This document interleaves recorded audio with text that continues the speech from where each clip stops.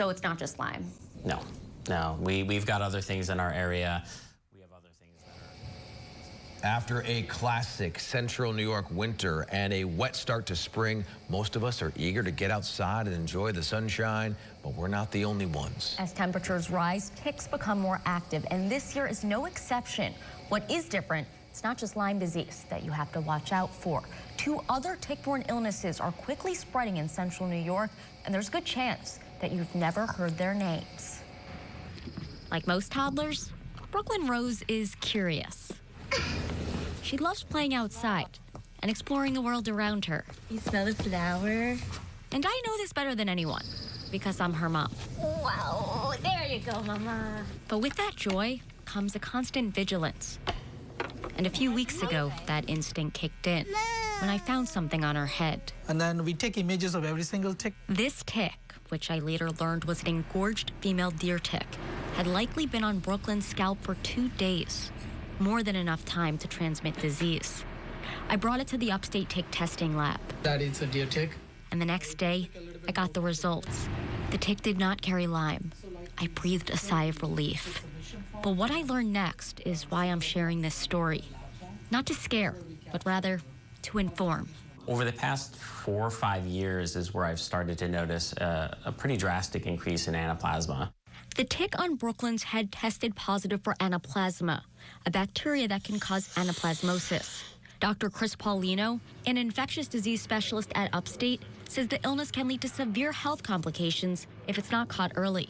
I've seen patients end up in the ICU, and every year you hear about 1 or 2 cases that end up in an unfortunate death. The data tells the same story. In 2019, roughly 2% of ticks tested in Upstate's lab carried anaplasma. In the first few months of 2025, that number jumped to 18%. And it's not just infected ticks. More people are getting sick, too. Between 2016 and 2020, Dr. Paulino treated just 2 confirmed cases of anaplasmosis. Last year alone, he had 19 cases. And there's no bullseye rash here. With anaplasmosis, he's on the lookout for other symptoms. Really high fevers, severe headaches, if they have some lab abnormalities, such as low white blood cells. It's a good specimen for us. And there's another disease gaining ground in central New York, babesiosis, caused by a parasite called Babesia. Both illnesses can be especially dangerous for young children and older adults. There you go. Good job, Papa. They're going to be most at risk at some of these severe outcomes.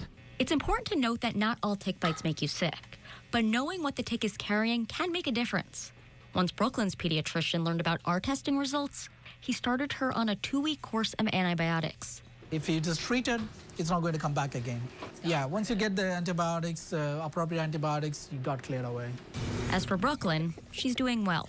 But not everyone is as lucky. Dr. Saravanan Thangamani runs the Upstate Tick Testing Lab, and his team has tested more than 35,000 ticks since 2019. Over a third of them carried at least 1 dangerous pathogen.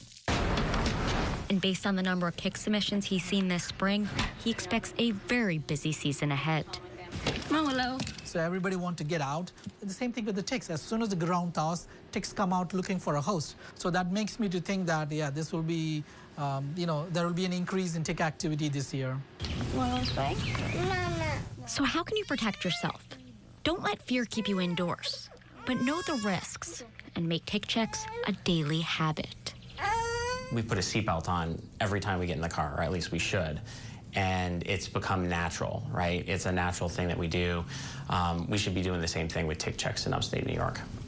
Now, it cost me $20 to get that tick tested, and insurance doesn't cover it. But it gave me answers, and it helped Brooklyn's doctor make a quick decision, which I'd call a small price to pay for that peace of mind. Yeah, for sure. You can mail ticks to the Upstate Lab or drop them off in person. You can find those details right now, localsyr.com.